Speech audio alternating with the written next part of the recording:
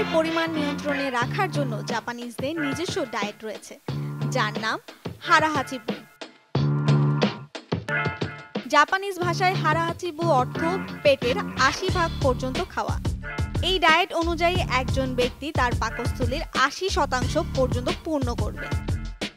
চলুন জেনে নেওয়া যাক এটি অনুসরণের উপায়। ওজন নিয়ন্ত্রণ। খাবারের পরিমাণ নির্দিষ্ট সীমার মধ্যে থাকে, ফলে অতিরিক্ত খাওয়া দাওয়ার দুশ্চিন্তা শুরুতেই বাতিল।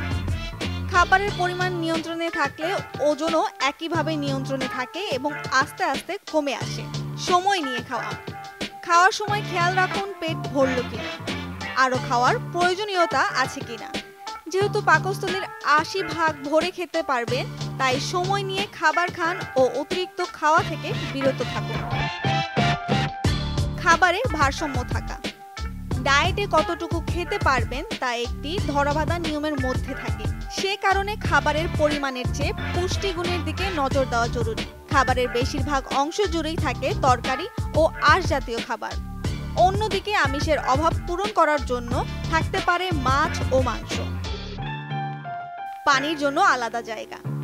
খাবার হজমের জন্য প্রয়োজন পর্যাপ্ত পরিমাণ পানি পান করা। খাবারের আগে ও পরে যথেষ্ট পরিমাণ পানি পান করা হজমের জন্য উপকারী। ২০% জায়গা খালি রাখুন পানি পানের জন্য। হালকা কিছু খাবার। অনেকেই আছেন যাদের খাওয়ার ঠিক কিছুক্ষণ পরই হালকা খিদে লাগে।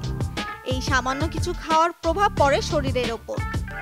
পেট কিছুটা খালি থাকলে হালকা স্ন্যাক্স বারটি কোনো প্রভাব ফেলে না, বরং খিদে নিয়ন্ত্রণে রাখে। প্রতিদিনের রুটিনে নিয়মানুবর্তিতা।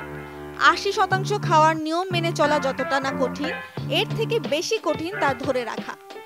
যে কারণে শুরুতে নিয়ম মেনে চললেও কিছুদিন পর মনের অজান্তে এই নিয়ম ভেঙে ফেলেন অনেকে।